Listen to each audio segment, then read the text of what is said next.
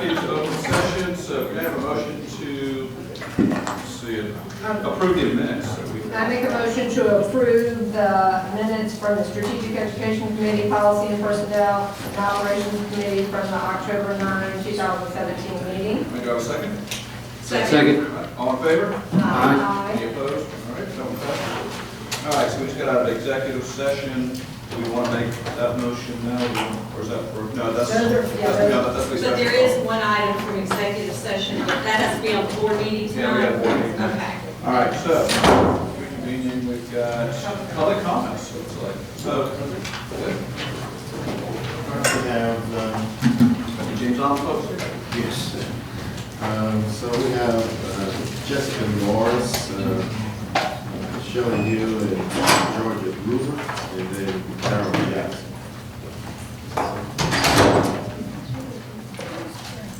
Hi there, I'm Jessica Norris, but the councilwoman elect us to go on to a city meeting, so I'd like to offer her the first slot. Hi, yes, I appreciate the chance to be here. I'm Carol Jackson. I live at 1461 Patterson on James Island. I'm here today to continue to represent, I think, the communities of James Island in trying to follow all of the bouncing balls for the constituent District 3 bus lot conundrum that we are very confused about. I'm here today to basically ask you all to not put forward any specific recommendation for the board to vote on November 27. Community members across James Island don't know what is going on. The last public hearing that you had, or public presentation, was all focused on the Camp Road Middle School campus. And now we come to find out, buried in the documents that are before the committees today, that it's back to the James Island Elementary School. That feels disrespectful to many people, that there's been that kind of process that has been linear decision-making, not trying to bring the whole community together to find a solution that they can get behind with the school board. We feel like the neighborhoods are being pitted against each other in first James Island Elementary, and then Maggot School, and then Camp Road, and now back to James Island, and who knows the other locations that have been considered and not really discussed with us. So we would like for you to convene a citizens charrette type decision-making forum where you can have a mediator, all the ideas can be on the table. We understand there are ways to ask for a waiver to maybe disperse the buses to a variety of school locations so we're not all suffering in one place. I really appeal to your better common sense to make this a right process, because right now it feels like the CCSD is dictating to James Island community, and I know you don't mean to. Thank you. Thank you. Eric, you want to run the Yes, you said it once. And Mr. Chair, can I just, to be clear, because I wondered about this as well, the D3 bus lot to be constructed on the James Island Elementary School was the language in the 2010 referendum, was approved at a board meeting on November 10th, 2014, was included in capital expenditures beginning in January of 2015, and was one of the projects listed when we approved the budget in June of 2015. So this has been a board action in open session, clearly worded for 3 years. Now, that's not to say that we don't need to have a conversation, but I didn't remember that, so I went back to us. It's been in the public arena through board votes for 3 years. All right, Georgia Gruber, I'm sorry. Jessica Norris. Okay, Jessica Norris, that's right. I'm Jessica Norris. I live at 1227 Oak Crest Drive on James Island. I'm currently a parent of 3 students at James Island Elementary School, and I will be a parent there until 2024. So thank you so much for hearing from us today. I think I'll try to be brief. I know a lot of folks have expressed similar things, but the overall consideration or issue that we have is that we think it's a bad idea to co-locate small children at play with industrial grade bus lots. It's a bad idea wherever it happens. It's just better to try to find bus lot space that's away from playgrounds and where small children are playing. There was also the issue, I think, in terms of process with the Camp Road Middle School. It was very clearly felt by the people who attended, the hundreds of us that attended that meeting, that alternative was not put forth in good faith. There was no place proposed to house the buses while that lot was being constructed. So obviously it was never a viable alternative. A lot of people felt like it was just thrown out there as a public meeting to create the political capital and drive to bring the bus lot back to James Island Elementary School. It was left a very sour taste in many of our mouths because obviously it was not a viable option. It was never considered as a viable option. It wasn't presented as a realistic alternative. We thought it was staged political theater, sort of. I understand that the constraints of this are predicated on needing 5 to 6 acres so that all of the buses can be co-located in the same place, but we also know that the Department of Education can grant a waiver on centralized parking facilities if it's requested by the district superintendent, and that's what we would like to see this board endorse as an approach. Given that the middle school is about to be torn down and repurposed, there's a huge property coming under consideration that has no purpose, slated yet, and we'd like to see a 3-year temporary solution that disperses the bus lots into more than one site. Thank you. Thank you. We don't need Sam. We don't think our mics are working. Georgia Gruber. Okay, Carol Jackson. No, she is. Okay, all right. Shelley, are you Shelley? All right. Hi, my name is Shelley Huff. I have a child at Stiles Point Elementary. I am new to this conversation. I just found out about everything when it came to us in regards to Camp Road. I had sent an email to you guys over the weekend. My main concern is using resources in general.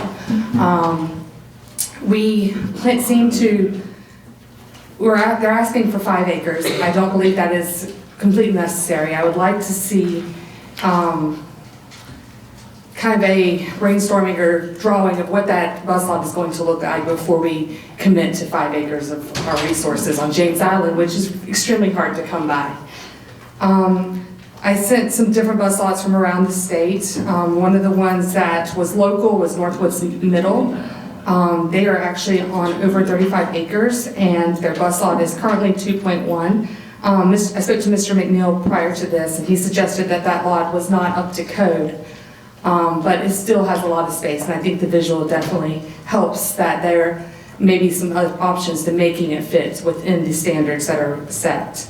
My suggestion is to take our time, do our due diligence, come up with designs to utilize as little resources as possible within the bus standards, and then try to find property that will work accordingly. Our James Island schools are all brand new schools and are all maxed out in regards to room, classrooms, outdoor room, everything. And I think mainly this is due to poor planning for growth. And I just do not want to see that happen again. Thank you. Next we have Monica Smith, Patricia Miller, Sherelle Watson, and Melanie Blunt.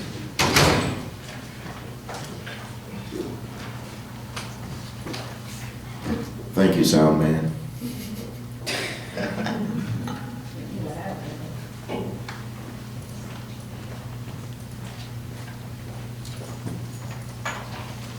Good evening, everyone. I'm Monica Smith. I'm Vice Chair for the Constituent School Board of D9, and I'm just here to give my support for the Montessori school in D9. We're really excited about it, so we just hope that everything continue to go along as such planned, because we really are looking forward to this. Thank you.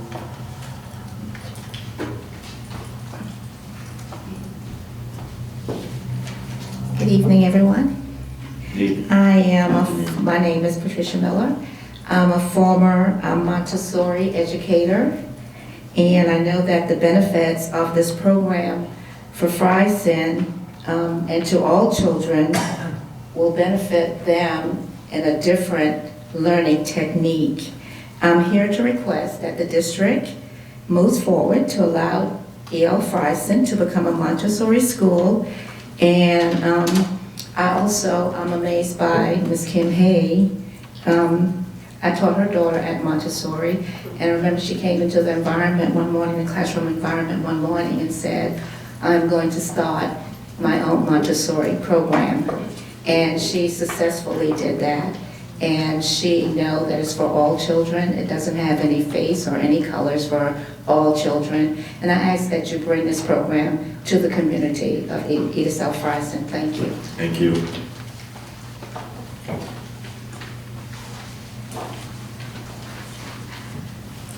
Good afternoon, everyone. Good afternoon. My name is Sharaya Watson, and I am the president of the SIC at Edith L. Fryston currently.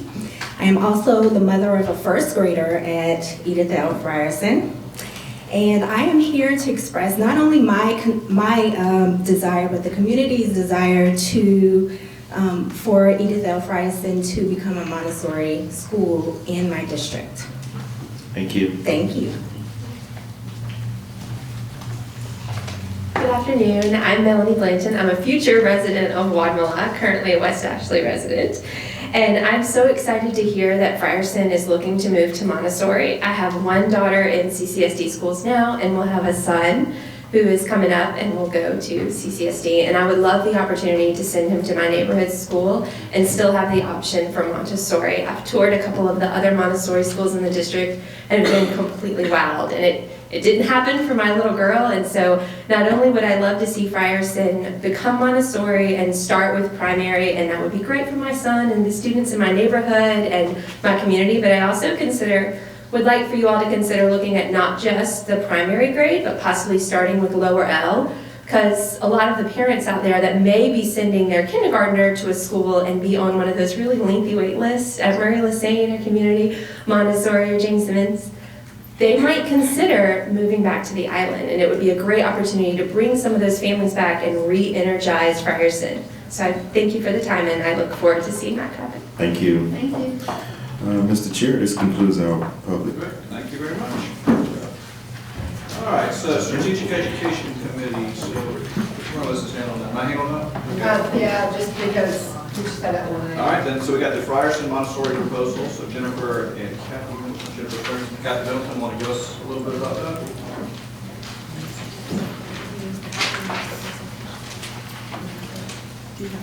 I'm so excited, y'all. We also have Deborah Fickling here with us and Tamara Setzler, one of our Montessori specialists for the district. So I want to thank them for being here. Jessica's going to pull up a couple of slides, some of which is just a review of what we presented when we were at our last meeting. So I'm going to let Deborah take it from there. Okay. Okay. Go ahead. Good afternoon, everyone. And thank you for allowing us to be here. We know that Edith L. Frierson has a community that has had a total of 5 meetings. The last one was the largest, which was at the high school. And so basically this team has created this program proposal to implement the Montessori program at Edith L. Frierson. Our goal is to make sure that, one, we have sustainability at Frierson Elementary, and the most important goal is to make sure that we are providing a quality program in which all of our children can benefit, one that the community has requested and asked for again and again. And so we can move to our second slide. And so our goal today is really just to give you an update. And so in the 17-18 school year, we know that we'll have 3- and 4-year-olds at Frierson, a total of 26 students. In order to fill those classes, we can invite a total of 16, yes? So this is what we saw at the show, right? You said. Right, it's just now in a PowerPoint presentation. It's summarized. And it is tweaked a little bit, I remember Reverend when Collins. you guys did a good job. Thank you. I don't know what the board said that, you probably just going to go. I don't to approve. All depends on what your vote is going to be first. I mean, I move the recommendation with the caveat that all the students that live in Frierson and Tender Zone have a guaranteed seat. To be moved in, correct. So, I mean, that's my motion. And can we have discussion? Yes, now we have a motion and a second, so we can have discussion. So, Thank you, Rick. I like, is the plan to create Frierson's Montessori program like the other Montessori programs throughout the district? And that does include Reverend Collins's point that all the other Montessori schools in Charleston have an attendance zone in which you're not part of the applicant pool. You walk into the school and you apply. Or if you don't want to be in Montessori, you have an assigned secondary school. Is that the plan for Frierson? Is it going to operate identically to that? It will operate identically, and I think we're And that's further one of the on. considerations. One Right. of the last slides we had was some of the things that we still need to think through. And this is, you're proposing to start this in the 18-19 school year? Correct. Do you guys believe you have time to work out all of that? Because I don't want to start something that looks like Montessori Light and the kids on Johns Island aren't having the exact same execution as the kids elsewhere. And that includes the attendance zone, the secondary area. The other question I have is, like Hersey and James the other Simmons. one, James Simmons, those, if you live in that area, so if I live in North Charleston, can I attend Frierson Montessori School? Or did we zone that out so that that's your choice to apply to? And I can't remember, maybe someone in the. I think we are all going towards like the north area zone. Has theirs. But if we have open space and a parent did put that on their school choice and they're way down and on the waiting list, they might have a chance if they numbered us Hersey 1 to 4 or whatever, it would all fall into that play. I just want to So- make sure that we don't have, I liked what the lady said is maybe considering speeding up pulling the kids back onto the island, because unlike Hersey and unlike James Simmons, you now have Johns Island residents who have begun in the Montessori program and have aged up. So we're not talking about bringing them in, we're talking about transferring them to another school. And I want to make sure that whatever this program does, it doesn't get overwhelmed by students not living in that area. That it's, we got Hersey, we all need to go running to those front doors at the first day and hope that we get in. We've got James Simmons. I don't want to see Frierson not have that same thing, that it is for that area. And we're constantly told by community members that there is a waiting list at Murray Lassane, and I think we pulled up numbers of 124 primary students, 112 3-year-olds, 146 4-year-olds that are on Murray Lassane's waiting list.